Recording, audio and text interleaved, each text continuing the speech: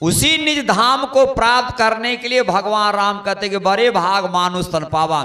लेकिन बड़े भाग से मनुष्य का शरीर मिला है। और जब मनुष्य के शरीर में दीक्षा लेकर के सत्संग ध्यान करेंगे, तब भगवान श्री राम जब अयोध्या के राजा बने और उनके यहाँ सनकादिक सनंदन सनत कुमार जब आए, तो भगवान श्री राम सिंहासन पर से उतर आए और पीताम्बरी जो धारण किए हुए थे वह पीताम्बरी आगे में ऋषियों के आगे में बिछा दिए। कहा कि प्रभु यह पीताम्बरी पर आसन ग्रहण कीजिए। सनकादिक ऋषियों ने कहा कि हे राम, अरे जो पीताम्बरी आप धारण करते हैं उन पर हम लोग आसन कैसे लगाएंगे। तो भगवान राम ने क्या कहा कि हे प्रभु, आपका चरण जब मेरे पीताम्बरी पर पड़ जाएगा तो पीताम्बरी सहित मैं भी पवित्र हो जाऊंगा। भगवान राम ने कहा कि पीताम्बरी सहित मैं भी पवित्र हो जाऊंगा, और कहा तब साष्टांग नमन किए। और नमन करने के बाद भगवान श्री राम ने कहा, बड़े भाग पाए सतसंगा, बिनहि प्रयास होई भव भंगा। संत संग अब्बर कर कामी भव कर पंथ, कहि संत कवि कुब्द श्रुति पुराण सदग्रंथ। भगवान श्री राम ने कहा कि बड़े भाग से सत्संग मिलता है और वह बिना प्रयास के ही जन्म मरण का जो दुख है वह समाप्त हो जाता है। और कहा संत संग अब्बर कर कामी भव कर पंथ, कहि संत कवि कुब्द श्रुति पुराण सदग्रंथ। सांसारिक लोगों का संग करोगे तो निश्चित नरक मिलेगा, देवी देवता का संग करोगे तो स्वर्ग मिलेगा, और दोनों को छोड़ करके जब संतों का संग करोगे तब वर्ग मोक्ष की प्राप्ति होगी। मोक्ष की प्राप्ति होगी। मोक्ष की प्राप्ति करने के लिए यह मानव तन मिला है। आज इस सत्संग रखा गया है जीवात्मा का कल्याण। ये सत्संग से जीवात्मा का उद्धार कैसे होता है।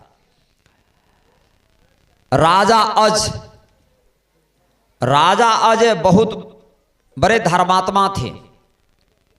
1000 गाय प्रत्येक दिन ब्राह्मणों साधुओं को दान करते थे। एक दिन एक गाय एक साधु को दान की। कैसी गाय दान करते थे? बूढ़ी गाय नहीं, जिस गाय की खूड़ चांदी से मेढ़ा हुआ होता था, जिस गाय की सींग सोना से मेढ़ा हुआ होता था, ऐसी गाय प्रत्येक दिन राजा अज दान करते थे। एक दिन संजोग एक गाय एक साधु को दान किए। साधु गाय लेकर के अपने आश्रम पर चले गए। जैसे बाबा आश्रम पर पहुंचते हैं, गाय संजोग से झिट्टी लगाई। वह जो जोर लगाई भागने के लिए, रस्सी बाबा के हाथ से छूट गया। वही गाय पुनः भाग करके राजा अज के गाय के झुंड में आ गई। गाय के झुंड में आ गई और स्वयं राजा जो प्रत्येक दिन 1000 गाय दान करते थे वो तो पहचान नहीं पाए। वही दिया हुआ जो गाय जो भाग करके आ गई थी, वही गाय पुनः दूसरे साधु को दूसरे दिन दान कर दिए। जब दान कर दिए तो वह साधु गाय लेकर के जा रहे थे। अब पहले वाला साधु भी आ रहे थे कि गाय तो कहीं नहीं गई होगी, गाय तो राजा आज के गाय के ही झुंड में गई होगी। और अधिकतर पशु पक्षी को जो है अपना घोंसला और घर का याद रहता है, तो गाय संजोग से यही आई थी। रास्ता में ही वो साधु मिल गए जो गाय लेकर के जा रहे थे। तो पहले वाला साधु कहा, बाबा सुनिए, ये हमारी गाय है, ये गाय हमको दे दीजिए। कहा आपकी कैसी गाय है? अरे अभी अभी राजा आज हमको दान किए हैं, हमारी गाय है, तो आपको हम कैसे दे देंगे? वो पहले वाला साधु ने कहा कि बाबा ये गाय कल हमको राजा आज दान किए थे, लेकिन संजोग गाय भाग करके पुनः आ गई, यही गाय आपको दान कर दिए हैं, इसलिए हमारी गाय है, ये गाय दे दीजिए।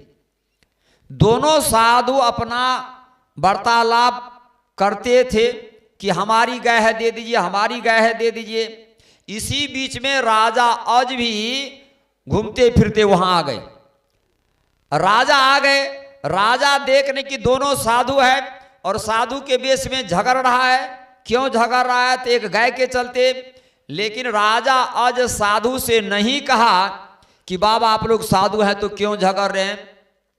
राजा वहां बैठ करके देखते रह गए और राजा अज के सामने में दोनों साधु एक गाय के चलते झगड़ते झगड़ते दोनों साधु अपना प्राण अंत कर लिए, प्राण अंत कर लिए।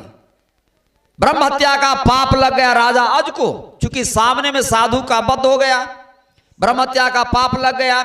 और जब पाप लग गया तो अब आकाशवाणी हो गई, ऐ राजाज तुम्हारे सामने में दोनों साधु झगड़ करके प्राण अंत कर दिया और तुम अजगर के जैसे बैठे रह गया, कुछ कहा नहीं।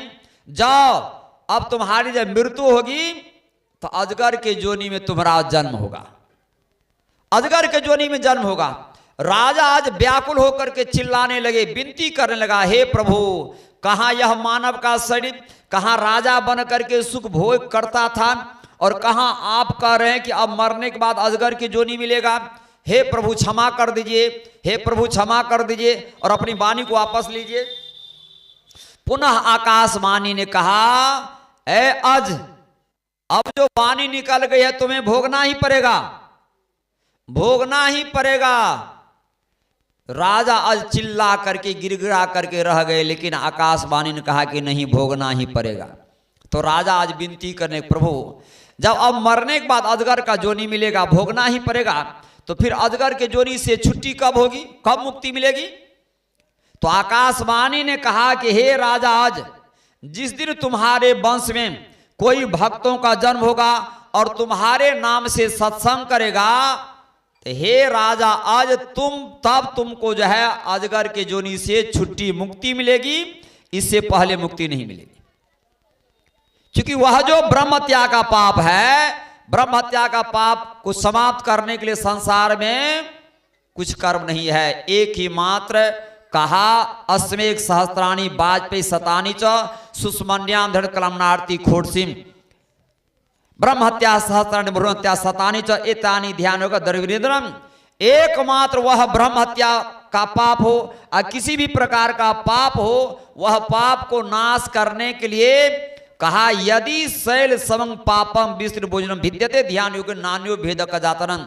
आप जो अपने जीवन में या जन्म जन्मांतर जो पाप किए हैं, पाप के चलते आपको जो दुख हो रहा है, तन में दुख है, मन में दुख है, आत्मा में दुख, इस सब इस प्रकार के जो दुख होता है, ये तीन प्रकार का दुख हम लोगों को क्यों मिलता है, अपने द्वारा किया गया जो पाप है, पाप के चलते ही दुख मिलता है।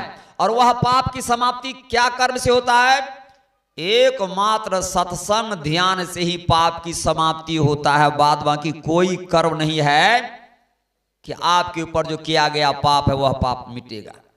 तो राजा अज तो दान किए, लेकिन उनके सामने में पाप हो गया, आकाशवाणी हो गई और ध्यान भजन किए नहीं। संजोग कुछ दिन के बाद इनकी मृत्यु हो गई। मृत्यु होने के बाद यमराज के दूत आए और इनको लेकर के चला गया यमलोक।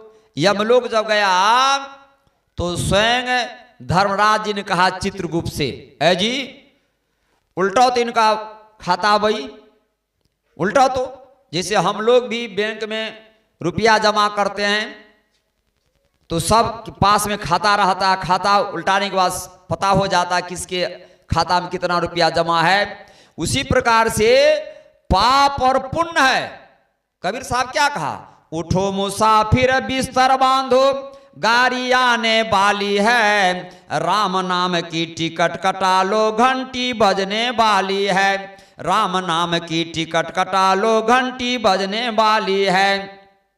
ज्ञान का इंजन कर्म का कोयला श्वास की धुआं उड़ती है, नेकी बदी दो लाइन बनी है उस पर गाड़ी चलती है, पाप पुण्य का डब्बा भरकर नित दिन आती जाती है, कहे कबीर सुनो भाई साधु गाड़ी अजब निराली है। यह जो 3.5 हाथ की गाड़ी है, इसी गाड़ी से पाप भी होता है और पुण्य भी होता है। यहां कबीर साहब क्या करे, पाप पुण्य की डब्बा बनकर नित दिन आती है। आपका यह जो शरीर है जैसे माल ढोने वाली बोगी होता है डब्बा, उसी प्रकार से यह पाप और पुण्य और शुभ कर्म करने का यह डब्बा है।